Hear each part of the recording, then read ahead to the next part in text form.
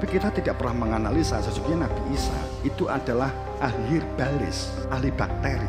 Beliau itu ahli obat, kemampuan spesifikasi tentang virus dan tentang bakteri beliau luar biasa. Jadi bukan semata-mata legenda.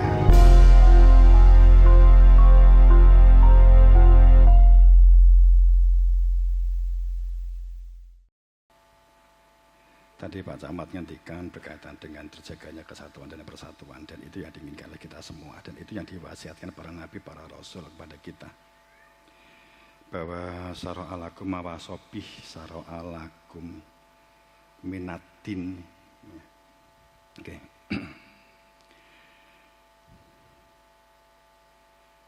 Gimana ngendi ya? Oke, kita begini. Pada saat ini kita juga isu yang berkembang pada kita berkaitan dengan masalah kemandirian atau mungkin paceklik dan sebagainya. Tadi kita juga sudah nyinggung berkaitan dengan masalah tanaman. Kalau ini boleh dalam matur atau boleh dalam cerita, di tempat kami di Pomosda, di Pondok Modern Sumberdaya Takwa, memang kami kurikulum kami sudah merupakan kolaborasi berkaitan dengan pelajaran, kalau memang diidentifikasi kaitannya dengan mata pelajaran agama, Al-Quran, kitab wasoya, kemudian matan, ya. Kemudian katakanlah Jalalain dan seterusnya atau tafsir, itu juga dengan kitab mungkin muasasah dan seterusnya. Tapi juga kita masukkan kurikulum di pondok kami itu adalah tentang al-filah, tentang pertanian. Sehingga alhamdulillah pada saat kemarin peristiwa pandemi, kita walaupun saya nggak mengatakan satu-satunya ya, tapi kami bisa mengatakan demikian, bahwa selama pandemi kita salah satu, kalau tidak bisa dikatakan satu-satunya, komunitas di pondok pesantren yang tidak ada kasus virus corona satu pun adalah kita. Itu sehingga beberapa bahkan ada tamu dari 2 profesor dan 3 doktor Jerman datang ke pondok ingin tahu kenapa kok tidak ada kasus. Tapi setelah melihat apa yang kita berikan kepada anak-anak, mereka menjadi maklum. Mereka menjadi maklum bahwa karena ada formal SD, SMP, SMA, kemudian ada diniyah, madrasah diniyah. Itu yang di pagi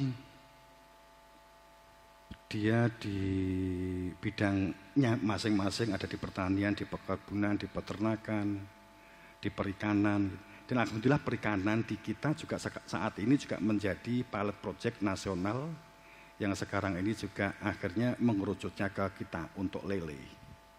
Itu juga ke kita modelnya, metodenya itu juga menggunakan kita. Kemudian alhamdulillah OPOP, programnya Gubernur Jawa Timur, One Pondok One Product, itu pun juga pilot projectnya adalah kita. Karena kita jauh sebelum ada OPOP, memang kita sudah menjalankan itu semua. Bahkan kalau pendidikan sekarang ini juga dimasukkan program-program kurikulum yang berkaitan dengan vocational skill, entrepreneur, kita sudah melakukan sejak tahun 2000. Kita merombak pola sistem, mengkolaborasi sistem kurikulum yang ada sampai pada bentuk kontekstual kehidupan, sehingga santri itu juga satu sisi kita berharap dia dapat menjalankan atau memahami ayat-ayat, hadis-hadis. Satu sisi dapat merealisasikan konteks untuk kehidupan sehari-harinya. Sehingga memiliki skill peternakan, pertanian, perkebunan, dan perikanan. Dan alhamdulillah saya sendiri sejak tahun 2000 itu sudah saat ada wali santri yang nggak mampu, biasanya saya panggil. Kemudian saya tawari, karena kita nggak ada dana berlebih, sehingga kita tawari 10 atau 11 unggas. Jadi kerso unggas Bu, unggas Pak, kalau ekonominya nggak mampu. Sehingga kalau 10 itu betina, satunya jantan. Kalau wedus siapa? Kambing itu 6, 1 jantan, 5 betina. Alhamdulillah, kalau seandainya boleh diaku, pondok telah memiliki kambing 2.700 ekor. Dan kasus kemarin tidak satu pun kena penyakit. Dan kita memiliki sapi 600 pun satu pun tidak ada yang kena penyakit. Kita menghindari sistem combor, karena combor ya banyak penyakit kemarin, kuku dan PMK itu. Dan kita juga punya produk sendiri, kita kasih manuto, kita kasih kunir, kunyit. Alhamdulillah disemprot. Kita juga ada antibakteri, kita punya bakteri AKT, sehingga kita dapat menanggulangi PMK. Alhamdulillah kita nggak ada kasus. Dan sekarang justru di Jawa Timur, tim BKT kita diajak oleh pemerintah keliling untuk menangani PMK di Jawa Timur. Itu yang sudah. Dan alhamdulillah kita juga untuk benih semacam ini juga kerjasama dengan BI untuk Bank Indonesia. Itu juga kita kerjasama, pengambilan benih juga sebagian dari kita. Yang ini kenapa sih? Karena sesungguhnya karena kita tidak sekedar ibadah. Saat kita mengatakan bahwa huwa asta'marakum fiha, tadi saya matur. Kalau ada kalimat huwa angsa'akum minal ard wasta'marakum fiha, ayat ini menunjukkan kepada kita bahwa pada saat kita menanam ini tidak hanya sekedar bernilai ibadah, ini adalah ibadah itu sendiri. Jangan ragu, jangan mamang bahwa bagaimana dengan sholat umpamanya begitu. Maaf. Kalau di dalam perintah sholat itu kalimatnya akimi sholah, dimaknai jalankan sholat. Komayakumu kiaman itu maknanya tegakkan sholat. Maknanya fi'la sama koma itu berbeda. Kalau komayakumu kiaman menjadi akimi sholah, itu kelanggengan. Sehingga kalau orang itu menjalankan sholat, Allah benar ke barat sana? Ya. Saya khawatir keliru. Ya. Saat kita Allahu Akbar, saat kita menjalankan sholat, sholat itu dari kata sholat, wasola, tusoli, sehingga satu akar kata dengan sholawat, umpama begitu, sambung, menyatu bahwa pada saat kita ada inti terkait dengan masalah zikir, masalah ilmu, masalah ada kehadiran Tuhan di dalam hati. Anda keluar dari rumah, ada kehadiran istri di dalam hatimu, berarti Anda sholat dengan istrimu. Akan tapi pada saat Anda lupa kamu punya istri, yang ada di sini adalah orang lain, namanya kamu musyrik. Pasti kamu gak akan pulang. Mergo sing enek di jero ati niki wong wedok liya, kan gitu kan? Mungkin apa betul? Nah, tapi pada saat kita itu dikatakan sahun, itu berbeda dengan ghafil, berbeda dengan nasullah, berbeda dengan lupa kepada Allah, berbeda dengan ghafilun, mengabaikan, berbeda dengan sahun. Sahun, kalau duhur itu jam 12 siang, maka Anda segera sholat 12 siang. Anda untur jam 1, apakah ini kategori sahun? Bukan, ini kategori ghafil. Kalau kategori sahun itu kosongnya hati, disuguh Kapolsek karo tamu, Pak Camat, mbok suguh kopi, tapi gak ada isine. Cuman hanya kebiasaan bahwa setiap kali cingkir itu kamu mengira ini pasti kopi. Kamu kan ngono toh? Iki pasti kopi toh? Kowe mesti ngira kopi ini. Kapusan gitu, air putih kan gitu. Jadi pada saat kalau ini kosong nggak ada isinya, kemudian disuguh nih, monggo Pak Camat diunjuk.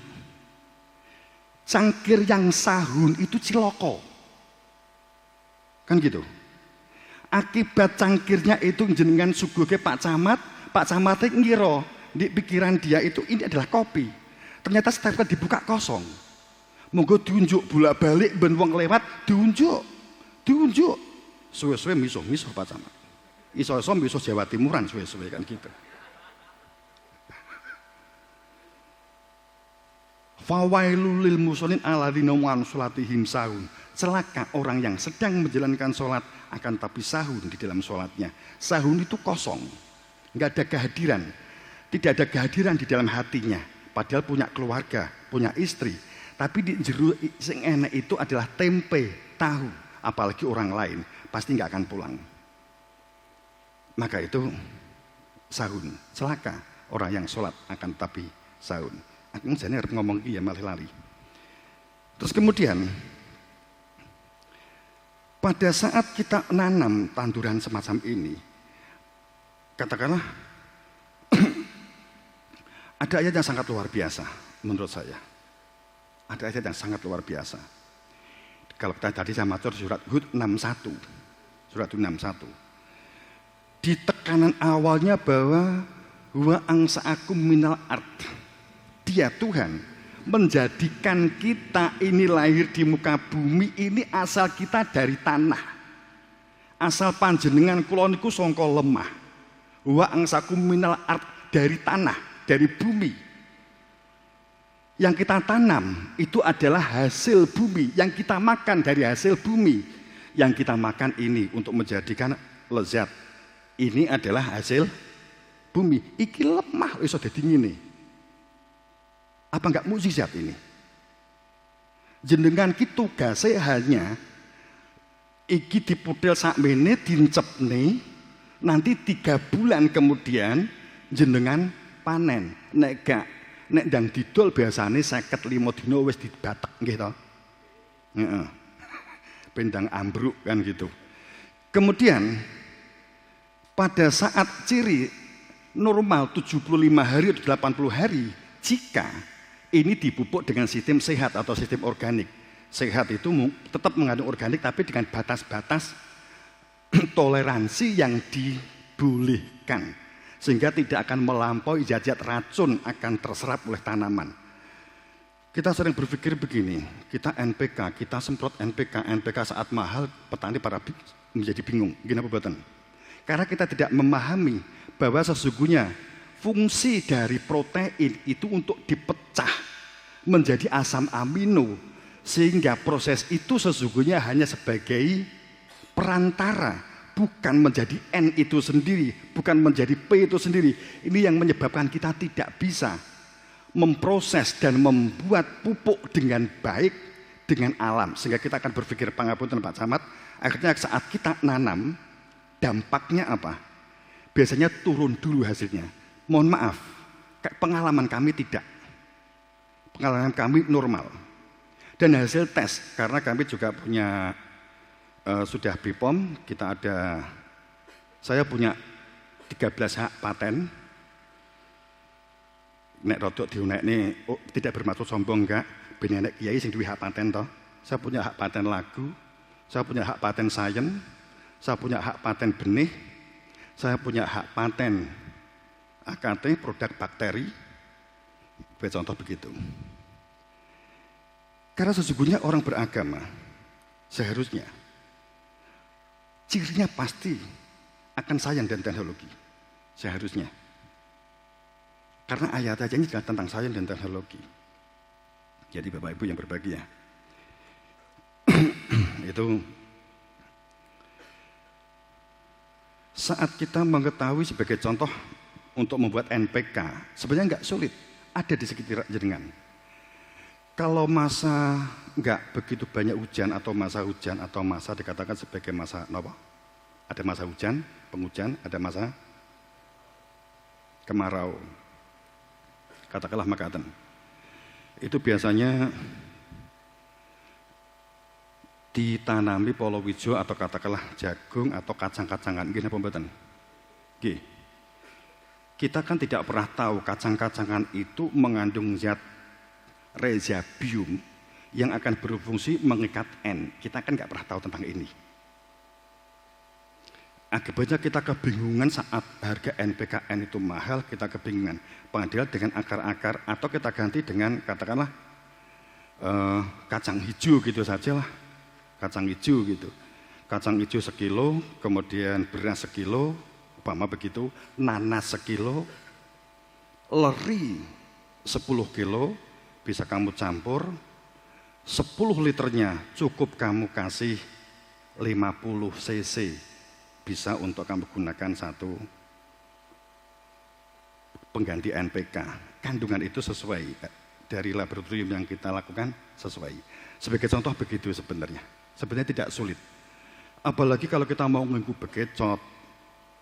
Kita berpikirnya karena tadi itu NPK itu barang jadi, padahal itu harus dipecah dulu. Padahal pada saat kita berpikir tentang ndas lele, ditambahin ndas lele tadi ya, atau ikan gitu ya. Lele itu proteinnya tinggi, atau telur proteinnya tinggi. Saat kemudian ini diuraikan akan menjadi asam amino. Asam amino inilah yang diserap oleh tanaman. Bukan N-nya, bukan P-nya, bukan K-nya. Akan tapi yang diserap pada saat sudah berproses menjadi asam amino. Ini yang seharusnya pelajaran, makanya inilah di kami di SMA, pemuda SMP SMA, biologinya juga kita alihkan, kita agak berbeda, langsung realisasi aplikasi kehidupan. Sehingga apa itu asam amino? Kita berharap guru biologi dapat merasakan ini. Jadi tidak hanya sebagai pengetahuan, tapi bagaimana menjadi sebuah ilmu. Bapak Ibu yang berbahagia, ini kalau masalah tanaman. Mungkin jenengan berpikir, apa Pak Yang pertanian? Memang saya salah jurusan jadi kiai, karena saya bukan kiai aslinya. Saya dulu aslinya nggak mau jadi kiai, asli saya nggak mau. Saya mau itu karena batuk saya bocor, berdarah-darah, baru saya nggak berani ngenyang sama abah. Nek ora gelem saya dipukul sama tongkat, dan yang dipukulkan adalah ininya. Sehingga ini bocor, saat itu saya nggak ngenyang lagi. Saya sudah hampir berangkat ke Sulawesi karena saya punya lahan di sana 8 hektar. Saya kuliah semester 3, saya sudah melakukan kegiatan bisnis. Saya semester 5, saya sudah eksportir ke Jerman sama ke Belanda. Ning tibae, untungnya apa sih aku nggak ngerti. Kon ganggu sorban. Jadi pada saat berbicara tentang memakmurkan bumi Allah dan melakukan tata kelola kehidupan, ternyata di dalam Al-Quran itu perintahnya malah menggunakan tidak sekedar fa'ala,